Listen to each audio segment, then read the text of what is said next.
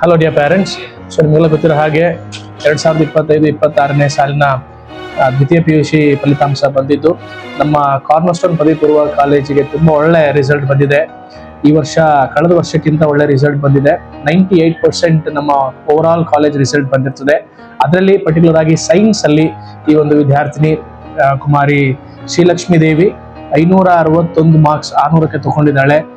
ಸುಮಾರು 94% ಮಾರ್ಕ್ಸ್ ತಗೊಂಡಿದ್ದಾಳೆ ಈಗ. ಬಟ್ ಅವಳು ಇನ್ನೂ ಕೂಡ ಮಾರ್ಕ್ಸ್ ಎಕ್ಸ್ಪೆಕ್ಟ್ ಮಾಡ್ತಾ ಇರೋದ್ರಿಂದ ಅವಳ ಒಂದು ಡೆಡಿಕೇಶನ್ ಅಂಡ್ ಹಾರ್ಡ್ ವರ್ಕ್ಗೆ ಇನ್ನೂ ಹೆಚ್ಚಾಗಿ ಮಾರ್ಕ್ಸ್ ಬರಬೇಕಾಗಿತ್ತು.